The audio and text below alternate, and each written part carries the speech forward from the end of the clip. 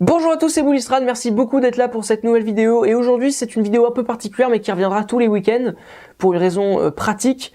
C'est que voilà, je vous avais expliqué que je ferai une vidéo pour un match. Ça va être compliqué, surtout pendant le week-end. J'ai pas envie qu'il y ait 10 vidéos qui sortent aujourd'hui, donc c'est pour ça que je vais regrouper quelques matchs en une seule et même vidéo, qui ne sera évidemment pas montée, donc elle risque d'être un peu longue. Je suis désolé, vraiment désolé, mais je vais essayer de trouver un moyen pour vous faire passer les matchs au fur et à mesure pour essayer d'être le plus rapide possible. Voilà. Non, je sais pas. Enfin, je me débrouillerai. Peut-être pas pour cette vidéo, mais pour les prochaines fois, j'ai essayé de trouver un moyen pour que ce soit plus rapide. Enfin bref, j'espère que vous allez bien pour cette nouvelle vidéo. Et aujourd'hui, je vais vous parler du multiplex, parce qu'il y avait évidemment un multiplex hier en Ligue 1.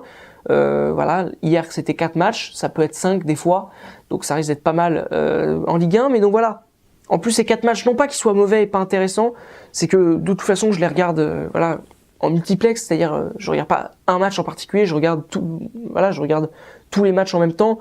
Donc je peux pas vous donner une vraie expertise sur chaque match précisément en étant très carré et très sûr de ce que je dis.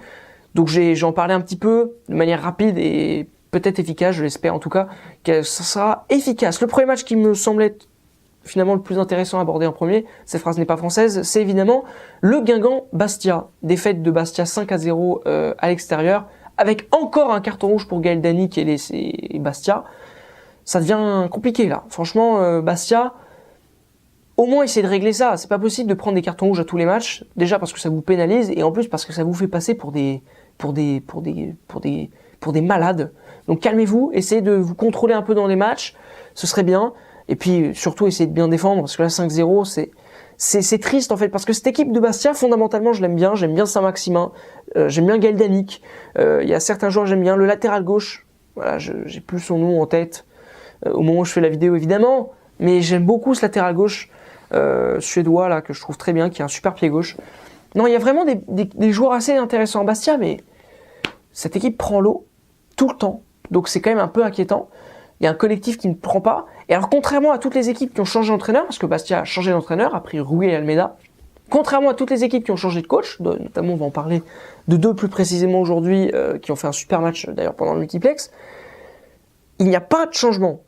Il y a que c'est toujours aussi mauvais et toujours aussi inquiétant. Donc, je suis en fait super inquiet pour Bastia. Là, je pense vraiment que ça va pas. Il va falloir qu'il se passe quelque chose, parce que là, si vous continuez comme ça, c'est direction Ligue 2 tout de suite. Et ça m'attriste parce que c'est une équipe que j'aime bien.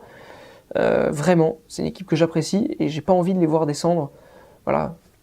Voir aucun club corse en Ligue 1, moi, ça me foutrait les boules. Voilà. Personnellement, je vous le dis, d'une manière un peu crue, mais c'est la vérité. J'aimerais vraiment pas voir aucun club corse en Ligue 1. Ça m'angoisserait. La Corse, c'est un des trop, c'est imbougeable de la Ligue 1, vraiment imbougeable. Donc défaite des Bastiais avec de remarquables Guingampais qui ont très bien joué et qui sont de retour. Attention pour les prochains matchs, faudra suivre les Guingampais. Le deuxième match, tiens, on en parle tout de suite, c'est Montpellier-Nantes, c'est ce match-là dont je voulais vous parler aussi. Match remarquable, 3-2, victoire du FC Nantes, spectacle magnifique. J'ai vu que les buts, mais bon, les buts sont beaux. Le but de Salah, la 89e minute, quel dénouement exceptionnel pour les Nantais qui le méritent, je trouve, dans ce que j'ai vu. Ils semblent le mériter. Avec voilà, effectivement deux équipes qui sont joueuses, qui ont envie d'aller vers l'avant.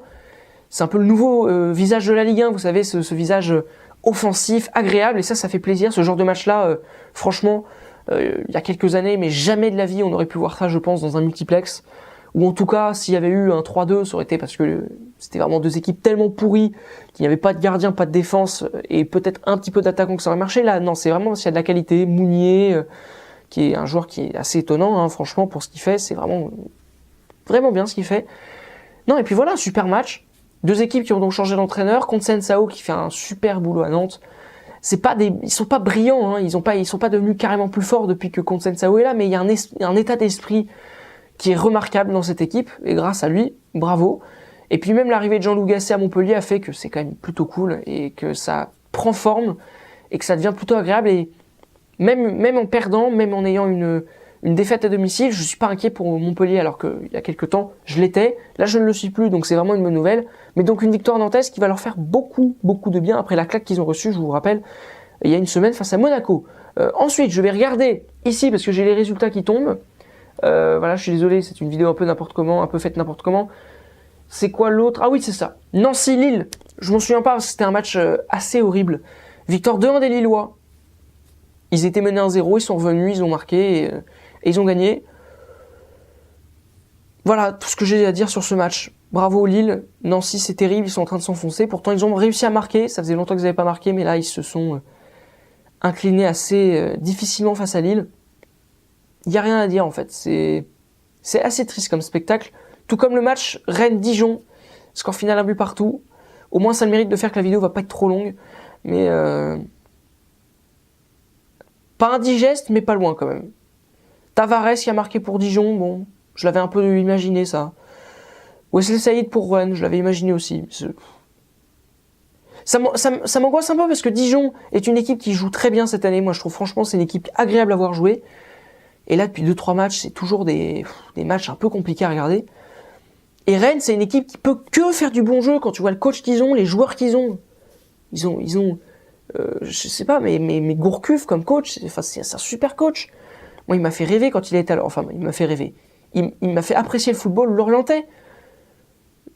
Là, il se passe rien. Il se passe rien et Rennes n'avance pas. Et comme chaque année, ils vont faire pareil. Ils vont terminer 7-8e alors qu'on avait dit en début de saison que c'est peut-être leur année. Bah, même Christian Gourcuff n'y arrivera pas. C'est dommage. Enfin bon, défaite. Je prends ça comme une défaite pour les Rennais parce que normalement à domicile, ils doivent quand même gagner ces matchs-là. Mais match nul donc entre Rennes et Dijon. Je tape du poing sur la table, qui s'avère être un siège. Pourquoi? Parce que c'est la fin de la vidéo. J'espère que vous l'avez apprécié. Demain, ce sera le retour de la Ligue 1.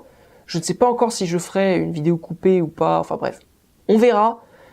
Probablement pas. Mais voilà. J'espère que vous avez apprécié cette vidéo. Je finis très mal la vidéo. Catastrophe. J'espère que vous avez apprécié. Et je vous dis à la prochaine sur la chaîne Boulistrade. Ciao, ciao.